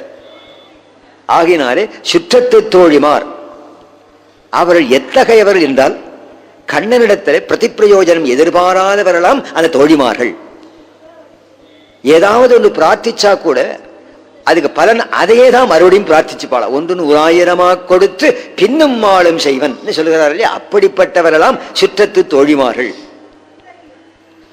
எங்க நிற்கிறார்கள்? எல்லாரும் தான் உங்க ஆத்து வாசல் முற்றத்திலே நிற்கிறார்கள். இந்த மற்ற திருமாளிகள்ல முற்றம் சொல்லல. இப்ப ஆண்டாள் எப்படி ஒரு வீடு கட்டணும்னு பிளானே போட்டு கொடுத்துட்டான். இப்ப எங்க வீட்டுக்கு வாசல்ல இருக்கு, அது காமன் ஸ்பேஸா போயிடுது. அந்த பிளாட்ல உள்ள எல்லாருக்கும் சொந்தம். அது எல்லாருக்கும் அது சொந்தம். பால்கனி கட்டாயம் இருக்கணும். அதுதான் ஆண்டாள் தூமணி மாடம் சொன்னான். பால்கனியே கிடையாது. பல பிளாட்டுகள் பார்த்தேன். அப்ப வேஷ்டி இதெல்லாம் எப்படிதான் உலர்த்துவான்னா ட்ரையர் வந்தாச்சு. ஸ்பின்னருக்கு மேல ட்ரையர், அப்படியே எடுத்து உதறி சட்டையை போட்டுக்கலாம். அதனால பால்கனி கிடையாது, வாசல்ல முற்றம் கிடையாது, ஒரு கோலம் போட முடியாது, வாசல்ல வந்து நிற்க முடியாது, தெருவை பார்க்க முடியாது. என்ன வாழ்க்கை! ஆக ஆண்டாள் சொல்லுகிறாள், முற்றம் இருக்கணும், அந்த முற்றத்துக்கு ஒரு காம்பவுண்டு வால் இருக்கணும், வாசல்ல ஒரு கதவு இருக்கணும், உள்ள நுழைஞ்சா ஒரு திண்ணை இருக்கணும், அப்புறம் ரேழி இருக்கணும், கூடம் இருக்கணும், சமையல் அறை இருக்கணும், கொல்லை இருக்கணும், கொல்லைக்கு கடைசியில ஒரு கிணறு இருக்கணும், மரங்களும் இருக்கணும். இவ்வளவெல்லாம் லட்சணமா ஆண்டாள் சொல்லியிருக்கிறாள். நாகரிகம் மாறி போயிடுது. சிற்றத்து தோழிமா எல்லாரும் வந்து நிற்முற்றம் புகுந்து. உங்கள் வீட்டு வாசல்ல உள்ள முத்தத்துக்கு என்ன பெருமை தெரியுமா? மறந்து போனாயா? கிருஷ்ணனோடு நாம் எல்லாரும் விளையாடின இடம் இந்த இடம் தானே. போன வருஷம் விளையாடணுமே, போன மாசம் விளையாடணுமே, போன வாரம் விளையாடினோமே. மணலான சிறு வீடு கட்டி நாம் விளையாடும். முற்றத்தூடு புகுந்து பொன்முறுவல் காட்டி என்று சொல்லி நாம் எல்லாரும் இங்க தான் ஒளிஞ்சிட்டோம். கிருஷ்ணன் வராத இடம் எது? குழந்தைகளுக்கு இயற்கையாக ஒளிஞ்சு விளையாடுறதுன்னு இயற்கை. எல்லா தேசத்து குழந்தைகளுக்கும் இருக்க நான் பார்த்துட்டேன். ஏற கட்டில கீழே ஒளிஞ்சுக்கும், மாமா சொல்லாதீங்கன்னு ஒளிஞ்சுக்கும். இதெல்லாம் இயற்கை. இது இந்த குழந்தைகள்லாம் எங்க ஒளிஞ்சுதுன்னா, இந்த நாத்து முத்தத்துக்கு போவோம், பெரிய கேட்டு அதை போட்டு உள்ள ஒளிஞ்சுக்கும். கிருஷ்ணன் வரமாட்டான். ஏன்னா கிருஷ்ணன் வந்து கண்டுபிடிக்கணும், இவா எல்லாரும் ஒளிஞ்சிருக்கா. கிருஷ்ணன் கண்ணை கட்டி உள்ள வந்து பிடிக்கணும். இருட்டில எல்லாரும் உள்ள போய் அந்த முற்றத்துல இவெல்லாம் கூடி இருக்கா, அதுக்கு நடுவில் கிருஷ்ணனே முன்னால வந்து நிற்கிறான். எப்படா நீ முன்னால வந்தே என்று அவன் இருளன்ன மாமேனி மாயோன்னு சொல்லி இவளுக்கு அறியாமலேயே இவளுடைய அடி தடங்களை பற்றி கொண்டு முன்னால வந்து நின்றுட்டான். அந்த முற்றம் எப்படி முற்றம்? நான் மணல் வீடு கட்ட, பெருமாள் காலால சிதைக்க, சீதைவாய் அமுதமுண்டா சிற்றில் வந்து சிதையிலே கெஞ்ச, ஒரு மகாபாரதமே அந்த முற்றத்துக்குள்ள நடந்திருக்கு. அதனால பகவத் ஸ்பரிசம் இருக்கு, பாகவத ஸ்பரிசம் இருக்கு. நின் முற்றம் புகுந்து வாசல வந்து நிக்கிறோம். முகில்வண்ணன் பேர் பாடுகிறோம். இப்ப யார பாடுகிறோம் என்றால், திருமோகூர் காளமேக பெருமாளை பாடுறோம் இந்த பாட்டுல. அவருக்கு தான் காளமேகம்னு பேர். இந்த ஊர் பெருமாளுக்காவது மேகம்னு இருக்கும், இவருக்கு தான் காளமேகம்னு பேர். அதனால அந்த காளமேக பெருமாளை நாங்கள் கவி பாடுகிறோம். முற்றத்தூடு புகுந்து நின் முற்றம் புகுந்து முகில்வண்ணன் பேர் பாட, அவனுடைய அவ்வளவு திருநாமங்களையும் நாங்கள் பாசுரம் பாடுகிறோம். ஆண்டாள் எத்தனை பாசுரங்கள்ல பாட பாட பாட, நாளைக்கு எண்ணி வந்து சொல்லுங்க. பாடவல்ல நாச்சியார்னு இவளுக்கு ஒரு பேர், சுடி கொடுத்தாள்னு ஒரு பேரு, பாடி கொடுத்தாள்னு ஒரு பேரு, பாடவல்ல நாச்சியார். இவளுக்கு தான் பாட்டுக்கே வல்லமை உடையான். பாடவல்ல நாச்சியார் என்று பராசர பட்டர் கொடுத்த பெயர். நாங்கள்லாம் அவளுக்கு இஷ்டமா பாடுவோம். முகில்வண்ணன் பேர் பாட, அப்பவும் நீ கொஞ்சம் உடம்பையாவது அசைக்க வேண்டாமா? சிற்றாதே, இப்படியே பிடிச்சு வச்சமா இருப்பா, மணிக்கணக்கா உட்கார்ந்துருப்பா. எவ்வளவு உபன்யாசம் பண்ணி எவ்வளவு துணுக்கு விட்டு சொன்னாலும் வாயை திறக்க மாட்டா, சிரிக்க மாட்டா. எங்க கசின் பிரதர் இருந்தா திருமலைங்கார் அப்படியே இருப்பார். அவரை யாரும் சிரிக்க வச்சதே கிடையாது. அவரு நானும் விஞ்சிமூர் சுவாமி இடத்துல இங்க பகவத் விஷய காலக்ஷேபம் கேட்போம், அப்படியே இருப்பார், இருப்பார். அவரை சிரிக்க வைக்கணும்னு ரொம்ப பிரயத்தனம் பண்ணார் விஞ்சிமூர் சுவாமி, சிரிக்கவே இல்லை. ரொம்ப பண்ண சிரிக்க வைக்காதே, அப்பதான் லேதா சிரிப்பறவர். அப்படி இருக்கப்படாது. அதனால சிற்றுதல்னா கை அசைக்கிறது, கால் அசைக்கிறது, பேஷ் பேஷ்ங்கிறது, தலை ஆட்டுறது. ஒருவன் பாடினால் தலையாவது ஆட்ட வேண்டாமா? ராமநாதபுரத்துல பூச்சியங்கார்னு ஒரு பெரிய சீனிவாசிங்கார் இருந்தார், பெரிய பாடகரவர். ஜமீன்தாருக்கு முன்னால பாடணும். ஜமீன்தாருக்கு சங்கீதம் தெரியல. சங்கீதத்தை தெரிஞ்சவர்னு அடையாளம்னா தலையை ஆட்டினா தான் சங்கீதம் தெரியும் போல் இருக்கு நினைப்பா, தாளம் போடணும். அதுக்காக ஒரு யுக்தி பண்ணார். திவான் கையில ஒரு கயத்தை கொடுத்துட்டார். அவர் காதலை மாட்டி அவர் எங்க ஆடணுமோ இழுத்தா அந்த பக்கம் ஆடும். நல்ல இடம் பூச்சி சீனிவாசையங்கார் பாடுறார், தலை ஆடல. என்ன ஜமீன்தார் வாழ் தலை ஆட்டல, என்ன ரசக்கயிறு அருந்து போயிடுத்து, நான் என்ன பண்ணுவேன்? கயிறு அருந்து போயிடுத்து, நான் என்ன பண்ணுவேன்? அதனால அந்த மாதிரி சங்கீதங்கள்ல அவ்வளவு ரசிக்கணும். அப்படி சிற்றல்லையே நீ, சிற்றாதே, சிதறுதல்னு பேரு. பேசாதே, இல்ல பேஷ் பேஷ், ஒள்ளிது ஒள்ளிது நல்லா இருக்குன்னு சொல்லணும். ஒரு வார்த்தை பேச வேண்டாமா? இப்படி பட்டினி போடலாமா? எங்கள் கண்ணையும் பட்டினி போட்டு காதையும் பட்டினி போடலாமா? சிற்றாதே பேசாதே, இதுக்கெல்லாம் என்ன காரணம்? இந்த பாருங்க, சிற்றாதேன் ஏகாரம் போட்டிருக்கா. அதுக்கு என்ன பொருள்? உண்மை பொருள். சிற்றாமலும் பேசாமலும் உண்மை பொருள். சிற்றாதே பேசாதே. தமிழ் நூல்களிலேயே ஏகாரத்தை உண்மை பொருளே வழங்கினவள் ஆண்டாள் ஒத்திதான். சிற்றாதே பேசாதே செல்வ பெண்டாட்டி. இப்பதான் தெரியாது காரணம். ஆண்டாள் எத்தனை செல்வம்! பெண்டாட்டிங்கிறது ஒரு செல்வம். இந்த சிறுமியர்களே செல்வ சிறுமியர்கள், திருமகளே செல்வ திரு, அவளுக்கு நாயகனானபடினாலே செல்வ திருமால். எல்லாம் செல்வம் தான் ஆண்டாளுக்கு. நீங்காத செல்வம் நிறையணும் சொல்ற. எத்தனை செல்வம் ஆண்டாள் திருப்பாவையிலே பொழிந்து தள்ளி இருக்கிறாள். செல்வ பெண்டாட்டி, பெண் தன்மை இருக்கிறது. அதான் உனக்கு இவ்வளவு கௌரவம். சித்தல்ல பேசல்ல, செல்வ பெண்டாட்டி. அது இருக்கட்டும். நீ இவ்வாறு உறங்கிக் கொண்டிருக்கிறாயே எற்றுக்கு? எதற்காக, என்ன பிரயோஜனத்திற்காக நீ இவ்வாறு உறங்குகிறாய்? அவனை உகப்பிக்க வேண்டுமேயானால் எங்களோடு வரணும். எங்களை உகப்பிக்க வேண்டுமானால் எழுந்திருந்து வரணும். நீ என்ன பிரயோஜனத்திற்காக நீ உறங்குகிறாய்? என்ன சுவாபதேசம்னா, நீ என்ன கைவல்ய நிஷ்டையோ? கைவல்யார்த்திகள் ரெண்டையும் விட்டுடுவான். லோக ஐஸ்வர்யங்களையும் விட்டுடுவான், பகவத் ஐஸ்வர்யத்தையும் விட்டுடுவான். அவளுக்கு ரெண்டுமே வேண்டாம். அந்த மாதிரி இருக்கிறாயா? அவர்களுக்கெல்லாம் ஆழ்வார் பேர் வச்சது எருமைன்னு பேர். அதெல்லாம் இன்னொரு நாள் சொல்றேன். எருமை சிறுவேடுங்கிற இடத்துல சொல்லலாம், எருமைகளை வாழலாம். அவருடைய சுகமெல்லாம் அல்ப சுகம்தான், ஆத்மானுபவம் மட்டும்தான் இல்லையா? ஆகினாலே ஆத்மானுபவம் பண்ணுகிறாயா? நீ உறங்குவதற்கு அர்த்தம் என்ன சொல். எற்று குறங்கும் பொருளேலோ ரெம்பாவாய் என்று எம்பெருமானுக்கு அத்தகைய உரிமை படைத்தவளா, எல்லாவற்றாலேயும் சிறப்பு பெற்றவளான ஒரு பெண் பிள்ளையை இந்த பாசுரத்திலே ஆண்டாள் அறிமுகப்படுத்துகிறாள். இந்த பாசுரமானது எப்படி இருக்குன்னா, கரக்கர பாசுரம்னு பேர். கறக்க மறந்த பாசுரம் நாளைக்கு பாசுரம். அது கரைத்து இடம் கற்றெருமை. அங்க எருமைன்னு வந்தபடினால்தான் இங்க கறவைகளை பசுக்கள்னு வச்சுட்டோம். எவ்வளவு விஷயங்கள் பார்த்து ஆலோசிச்சு இருக்கா. ஏதோ ஒரு நாள் திடீர்னு வியாக்கியானம் பண்ணலை வாழலாம். பல நூறு ஆண்டுகள் சொல்லி சொல்லி கேட்டு கேட்டு கேட்டு அந்த மனோவிருத்தியை வளர்த்து கொண்டு ஆண்டாளோட ஒரு மனசுனால சம்பந்தம் வச்சுன்னா வியாக்கியானம் பண்ணியிருக்கா. வியாக்கியானத்தை கொண்டாடுறதா திருப்பாவையை கொண்டாடுறதான்னு தெரியல. ஆனா திருப்பாவையைத்தான் கொண்டாடுறது. இவ்வளவு இடம் கொடுத்திருக்கு. எங்கேயாவது திருப்பாவையில் இடமில்லாதபடி இவர் வியாக்கியானம் மிகையாக சொல்லியிருக்கிறார்கள் யாரும் சொல்ல முடியாது. எவ்வளவு அர்த்தங்களுக்கும் திருப்பாவையிலே சொல்லோ பொருளோ ஆசையோ வேற்றுமை உருவோ ஏதோ ஒரு இடத்துல இருக்கு. அது ஆராய்ந்து சொன்ன அவர்கள் திருவடிகள் தான் நமக்கு கதி. ஜனன்யாச்சாரியர் என்ன, பெரியவாச்சான் பிள்ளை என்ன, அழகிய மணவாள பெருமாள் நாயனார் என்ன, அவர்களை பின்பற்றி வந்த பிற்கால ஆச்சாரிகள் என்று சொல்லி திவ்யார்த்த தீபிகை உரை வரைந்த மகாமகிமோபாத்தியாயன அண்ணங்கராச்சாரியா சுவாமி பர்யந்தம் இந்த வியாக்கியானங்கள் மேலே மேலே இடம் கொடுத்திருக்கு. கற்பனைகளுக்கெல்லாம் இடம் கொடுத்திருக்கு. ஏனென்றால் திருப்பாவையே ஒரு பசு. அதை கறக்கிற சாமர்த்தியம் இருந்தால் இன்னைக்கு அது புதுசாக கறந்துட்டே இருக்கும். அந்த சாமர்த்தியம் படைத்தவர்கள் தான் கோவலர்களான நம்முடைய முன்னோர்கள், பூர்வாச்சாரியர்கள். அவர்கள் திருவடிகளை போற்றி இந்த பாசுரத்தை நாம் செய்விப்போம்.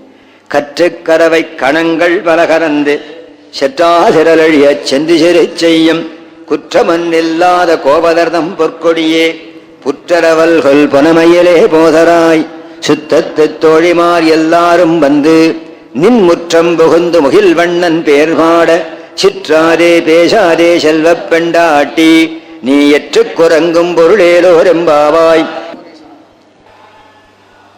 அவதாரம் செய்து நமக்கு உஜ்ஜீவன ஹேதுவாக திருப்பாவையை நமக்கு பாடி கொடுத்திருக்கிறாள். திருப்பாவை ஜீவனஹேதுவா உஜீவனஹேதுவா என்று அறிந்து கொள்ள வேண்டும். ஜீவனஹேதுன்னு சொன்னா வயிற்று பிழைப்புக்கு பயன்படுவதுன்னு பொருள். திருப்பாவை சொன்னாலும் நம்முடைய வயிற்றுக்கு அது பயன்படுகிறது. திருப்பாவை சாற்றுமறை ஆன பிறகுதான் நமக்கு பகவத் பிரசாதம் கிடைக்கிறது. பகவத் பிரசாதம்தான் நம்முடைய வயிற்றிலே போய் சேர வேண்டும். அந்நியமான உணவுகள் நம் வயிற்றிலே சேரவே படாது. அப்படியானால் நாம் உண்ணுகின்ற உணவெல்லாம் எம்பெருமானுக்கு அர்ப்பணமாக வேண்டும். அப்போதுதான் சாதமானது பிரசாதமாக மாறும். அந்த உணவைதான் நாம் உட்கொள்ள வேண்டும். இதற்காகவே ஆலயங்களிலே ஒரு கோஷ்டி என்று அமைத்து அதில் தீர்த்தம், ஷடாரி, துளசி அதுக்கு மேலே சுண்டலோ பொங்கலோ அல்லது புளியோரையோ தயிர் சாதமோ ஒரு பிரசாதம் கொடுக்கிறார். அந்த பிரசாதமானது ஆத்மாவை போய் அடைகிறது. வயிற்றுக்குன்னு சொன்னால் பெருசாக உருட்டி கொடுக்கணும், இலை போட்டு பரிமாறணும். ஆனால் அவ்வாறு செய்யல. இந்த ஆத்மாவுக்கு அது உணவா போறது. அவ்வாறு ஆத்மாவுக்கு இது உணவாக போய் சேருமான்னு சொன்னால் பகவத் பிரசாதத்திலே அவனுடைய அருள் தோய்ந்திருக்கிறது. அந்த அருள் ஆத்மாவை போய் சேருகிறது. ஆகவே ஜீவனஹேதுவாகவும் இருக்கிறது. அதற்கு மேல் திருப்பாவை உஜ்ஜீவனஹேதுவாக இருக்கிறது. உஜ்ஜீவனம் என்றால் உயர்ந்த வாழ்க்கை.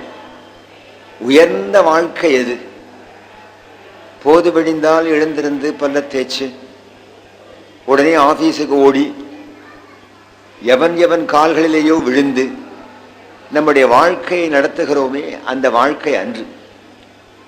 உயர்ந்த ஆன்மீக வாழ்க்கை தான் உயர்ந்த வாழ்க்கை, ஸ்பிரிச்சுவல் லைஃப் என்று சொல்கிறோம் இல்லையா? அந்த வாழ்க்கையை நாம் கற்றுக்கொள்ள வேண்டுமேயானால் திருப்பாவை தான் வழிகாட்டுகிறது. திருப்பாவை 30 பாசுரங்களிலே நுழைந்தால் ஆண்டாள் நமக்கு ஹிதபரமான பல செய்திகளை எல்லாம் தந்திருக்கிறார். அவற்றையெல்லாம் சேர்த்து நாம் பார்த்து நம்முடைய வாழ்க்கையை அமைத்துக் கொள்ள வேண்டும். திருப்பாவை பாடி முடிக்கிற போது சொல்லாமல் 2வது பாசுரத்திலேயே ஆண்டாள் நம்முடைய ஆன்மீக வாழ்க்கையை அமைத்து காட்டியிருக்கிறாள். வையத்து வாழக்கூடியவர்களே, உங்களுக்கு நான் வழிகாட்டுகிறேன். செய்யாதன செய்யோம் தீக்குறளை சென்றோதோம், ஐயமும் பிச்சையும் ஆந்தனையும் கைகாட்டுவோம், உயுவாறு எண்ணுவோம் உகந்திருப்போம், நாட்காலே நீராடுவோம் மையிட்டெழுதோம் மலரிட்டு நாமுடியோம், நெய்யுண்ணோம் பாலுண்ணோம். இந்த வாழ்க்கை தான் உயர்ந்த வாழ்க்கை. இந்த வாழ்க்கை ஏதோ 30 நாள் நோன்புகள் அனுஷ்டிக்கிற காலத்திலே தான் நினைக்க வேண்டாம். நம்முடைய வாழ்க்கையே நோன்பு தான். பிறந்த நாள் தொடங்கி வருகிற வாழ்க்கையில் இந்த நோன்பு எப்போது அது தொடங்குகிறது? ஒரு ஆச்சாரிய சம்பந்தம் ஏற்படுகிற நாள் என்றோ அன்றே இந்த நோன்பு வாழ்க்கை தொடங்குகிறது. நோன்பு வாழ்க்கை என்பதுதான் ஸ்பிரிச்சுவல் லைஃப். அது எவ்வாறு இருக்க வேண்டும் என்று ஆண்டாள் நமக்கு ஒரு ஸ்மிருதியையே கொடுத்திருக்கிறாள். 2வது பாசுரம் உண்மையிலேயே ஆராய்ந்தால் அது கோதா ஸ்மிருதின்னு சொல்லணும். பார்கவ ஸ்மிருதி, சாண்டில்ய ஸ்மிருதி, போதாயன ஸ்மிருதி, திராட்சாயன ஸ்மிருதின்னு பல ரிஷிகள் ஸ்மிருதிகள் பண்ணியிருக்கிறார். ஸ்மிருதிகள்லாம் என்ன சொல்கின்றன? டூஸ் எவை, டோன்ஸ் எவை, தானே ஸ்மிருதி சொல்றது. ஆண்டாள் அவற்றையெல்லாம் சங்கிரகிச்சு ஒரு பாசுரத்திலேயே நமக்கு வழி காட்டியிருக்கிறாள். நெய்யுண்ணோம் பாலுண்ணோம் சொன்னால் நெய் பாலை நாம் தவிர்த்து விடணும் என்பது முக்கியம் இல்லை. நெய்யிலேயும் பாலிலேயும் தான் நம் வாழ்க்கை ஊறி கிடக்கிறது என்று நினைச்சிடக்கூடாது. அவையெல்லாம் போக்கிய வஸ்துக்கள். நம்முடைய போக்கிய வஸ்து வேறு. நமக்கு எது நெய், நமக்கு எது பால் என்று அறிந்து கொள்ள வேண்டும். தேனே பாலே கண்ணலே அமுதே என்று சொல்லி யாரை காட்டியிருக்கிறார்கள்? திருமாதிரிஞ்சோலை கோனை காட்டியிருக்கிறார். தேனே பாலே கண்ணலே அமுதே திருமாதிரிஞ்சோலை கோனே என்று சொல்லுகிறார். ஆகவே நமக்கு நெய்யெல்லாம் யாரு? கூட அழகர்தான். நெய்யெல்லாம் யாரு? திருமாதிரிஞ்சோலை அழகர்தான். பாலும் அவர்தே. ஆகையினாலே அவன்தான் நமக்கு போக்கியமான வஸ்துக்கள் என்று சொல்லி இந்த போக்கியாந்தரங்களிலேயே வாழ்க்கையை செலவழிச்சிடக்கூடாது. நாட்காலே நீராடுதல் என்று ஒரு அமைச்சு கொடுத்திருக்கிறார். பொதுவாக நித்திய ஸ்நானம் என்பதை நம்முடைய நாட்டிலே தான் பார்க்க முடியும். மற்ற நாடுகளில் போனால் பல நாட்களுக்கு ஒரு முறை எப்போது தேவையோ அப்போதுதான் அவர்கள் நீராடுகிறார். நாம் அப்படி அல்ல. நம்முடைய வாழ்க்கை ஆரம்பமே ஒவ்வொரு நாளும் நீராடுதல்ல தான் இருக்கு. இப்ப நீராட்டம் தான் சொல்லியிருக்கிறாளே, பல் தேய்க்கிறதெல்லாம் சொல்லலையேன்னு கேட்கப்படாது. அதெல்லாம் அதுக்குள்ள அந்தர்கதமா இருக்கு. சரீரத்துக்கு நீராட்டம்னா சரீரத்தினுடைய பாகம்தானே நம்முடைய பற்கள் எல்லாம். ஆகவே வாயை கொப்பளிக்கிறதோ பல் துலக்கிறதோ எல்லாம் அதுக்குள்ள அந்தர்கதமா இருக்கு. அது விடியற்காலையில் ஆண்டாள் அந்த ஸ்நானத்தை சொல்லியிருக்கிறார். அந்த விடியற்காலை ஸ்நானமானது மருத்துவ ரீதியாகவும் உயர்ந்து பாராட்டப்படுகிறது. அதுல நீராடுதல்னு சொல்லி ஆண்டாள் ஒரு நதி ஸ்நானத்தை அங்க விதிச்சிருக்கிறார். ஏன்னா எல்லாரும் யமுனைக்குன்னா போறா. ஆகவே ஓடுகின்ற தண்ணீரிலே பிராத காலத்திலே நீராடினால் மனம் சுத்தமாகும், சரீரம் சுத்தமாகும். அதே போல ஆண்டாள் முக்கியமான ஒரு தர்மம் சொல்லியிருக்கிறாள். செய்யாதன செய்யோம் தீக்குறளை சென்று ஓதோம். இது நம்முடைய வாழ்க்கை முழுவதுமே இருக்கணும். இது செய்யாததை செய்யக்கூடாது என்றால் எது செய்தார்களோ அதைத்தான் செய்ய வேண்டும். இதை கூட சில பேர் ஆட்சேபிக்கலாம். இது என்ன, இது பிளைண்ட் ஃபோல்டு அப்படியே செய்யறதா? முன்னோர்கள் செய்தால் அதுக்கு என்ன தாற்பயம்னு பார்க்கணும். அது விலகி சென்றால் என்ன? பொதுவா டு பிரேக் த கஸ்டம்ங்கிறது ஒரு ஃபேஷனாக போயிடுது. அது எவ்வளவு ஆபத்தில் முடியும் என்று நாம் ஆராய்ஞ்சு பார்க்கணும். எங்கேயாவது ஒரு போனோமானா வழி எதுன்னு பார்க்கிற போது பல பேர் நடந்து போனால் அது ஒற்றையடி பாதை ஆனாலும் நல்ல இடத்துல போய் சேர்த்துறதான். இப்படித்தான் போவேன்னு சொல்லி கல்லிலேயும் முள்ளிலேயும் போனா எப்படி இருக்கும்? ஆகவே பல பேர் சென்ற மார்க்கம்தான் உண்மையான மார்க்கமா இருக்கும். ஆகினாலே அவர்கள் செய்ததை செய்யணும், செய்யாததை செய்யவே படாது. செய்தல் என்ற ஒன்றை மட்டும் ஆண்டாள் சொல்லல, நினைக்கிறதும் சொல்வதும் தான் அதுல அடங்கியிருக்கு. முன்னோர்கள் எதை நினைச்சாலோ அதை நாம் நினைக்கணும். அவள் எதை சொன்னார்களோ அதையே சொல்லணும். இது ஆண்டாள் நோன்பின் ஒரு வாழ்க்கை அமைப்பாக நமக்கு காட்டியிருக்கிறார். அதற்கு மேல ஒரு பரமதர்மத்தை சொன்னால் தீக்குறளை சென்று ஓதும். பிறரை பற்றி வஞ்சகமாக வதந்திகளாக வார்த்தைகளை சொல்லவே படாது. தீக்குறளே சொன்னால் வதந்தின்னு தான் அதுக்கு பொருள், ரூமர். சில பேருக்கு ரூமர்களை கிளப்புறது சந்தோஷமா இருக்கும்.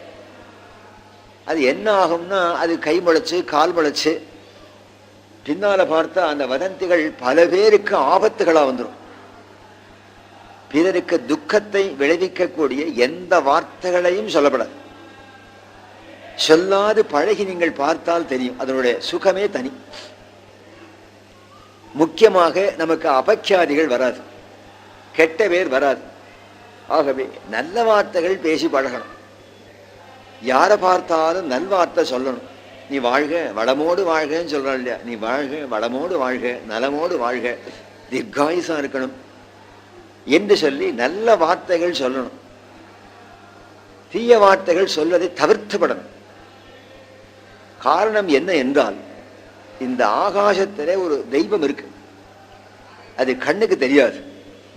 கற்புலனாகாத ஒரு தெய்வம், அது எங்கும் வியாபிச்சு நாம் சொல்ற வார்த்தைகள் எல்லாம் அது ஆமோதிச்சுட்டே இருக்கு. அஸ்து அஸ்து அஸ்து, உண்டாகட்டும் உண்டாகட்டும். கிறிஸ்தவர்கள் கூட ஏமன்னு சொல்லி முடிக்கிறார். ஆமன்னா ததாஸ்து, அப்படியே ஆகட்டும் அப்படியே ஆகட்டும்னு சொல்லணும். கோவில்களில் கூட சட்டாரி வச்சு மரியாதை பண்ற போது பக்கத்துல வந்து பரிச்சாரகர் ததாஸ்து ததாஸ்து ததாஸ்துன்னு சொல்லுவார். ஒரு முகூர்த்தங்கள் நடக்கிற போது அது சொல்றதுக்கே 10 பேரை கூட்டின்னு வருவா. அதுபோல ஒரு தெய்வம் சொல்றதாம். அப்ப நல்லது சொல்ற போது ததாஸ்துன்னா அது ஏற்கும். நீ நாசமா போகணும், வாழவே படாது ஏசினால் பேசினால் அதுக்கும் ததாஸ்து தான். அதனால பாவங்கள் தானே சேருது. ஆகவே நல்ல எண்ணங்களை நினைச்சு நல்ல வார்த்தைகளாலே சொல்லி நல்ல செயல்களை செய்து பழகுவதுதான் ஆன்மீகமான வாழ்க்கை, தர்ம வாழ்க்கை. அதை ஆண்டாள் வலியுறுத்தி சொல்லியிருக்கிறாள். அது எல்லா வாழ்க்கை நிலைகளுக்கும் ஏற்றதா இருந்தாலும் நோன்புன்னு வருகிற போது அதை வலியுறுத்தி ஏன் ஆண்டாள் சொல்கிறாள் என்றால், சாமானிய காலத்திலே செய்தால் எவ்வளவு பாகம் இந்த கெட்ட காரியங்களை விரத காலங்கள்ல 2 மடங்கு பாகம் வரும். ஆகவே அதை அங்க வச்சு ஆண்டாள் வலியுறுத்தி சொல்லியிருக்கிறாள். இவ்வாறு ஆன்மீக நெறியை ஆண்டாள் பரப்பினாள். அதற்கு மேலே இன்னைக்கு பாசுரத்தில் நாம் ராமவிருத்தாந்தத்தை பார்க்க போறோம். ராமனை ஆண்டாள் சொல்வதற்கு ஒரு அழகான பதத்தை எடுத்திருக்கிறாள். மனத்துக்கு இனியவன்னு சொல்லியிருக்கிறாள். இது எவ்வளவு டேமேஜிங்கா இருக்கு பாருங்க. இந்த வார்த்தை காதல விழுந்தா கிருஷ்ணனுக்கு எப்படி இருக்கும்?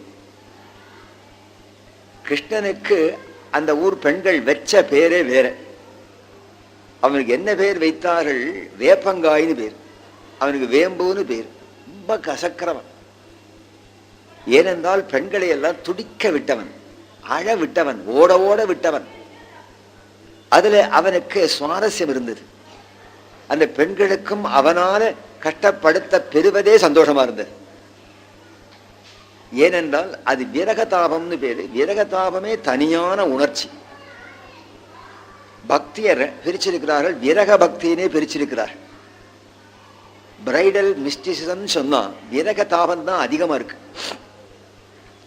ஆழ்வார்கள் பாசுரங்களை எல்லாம் ஆராய்ந்து பார்த்தால் அவர்கள் சந்தோஷமான பாசுரங்கள் குறைச்சல், அழுது அரற்றி கண்ணீர் விட்டு பாடின பாசுரங்கள் தான் அதிகமா இருக்கு. உண்மையாகவே அதுதான் பிரேம பக்தி, விரக பக்தி. அது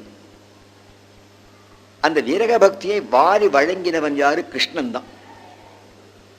ஆனால் ராவிரானுடைய வாழ்க்கை அவ்வாறு இல்லை. அவன் ஏகதார விரதனாய் போயிட்டான். ஆகினாலே சீதையை கைப்பிடிச்ச நாள் தொடங்கி அவன் அவளுக்காகவே தான் வாழ்ந்தான். அந்த மர்மத்தை ஆண்டாள் உத்திதான் அறிந்து பேசியிருக்கிறாள். ஒரு பெண்ணாக்கை ஆப்புண்டவன் சொல்ற. ஒரு ஸ்திரீக்காக பகவான் பட்ட பாடுகள் எவ்வளவு. ராவணன் அவளை அபகரிச்சுன்னு போன பிறகு பெருமாள் சேரோ வந்தா கிடைச்சா போயிட்டான்னு இல்லை. அவளை அடைவதற்கு அவன் பட்ட பாடுகள் எவ்வளவு, அழுத அரற்றின காலங்கள் எவ்வளவு. கங்கலும் பகலும் கண்டுயில் இன்றி பெருமாள் அலைஞ்சார். உண்ணாது உறங்காது ஒலிகடலை ஊடறுத்து ஒரு பெண்ணாக்கை ஆப்புண்டு. இத ரகசிய ஆண்டாள் உத்திக்கு தான் தெரியும்.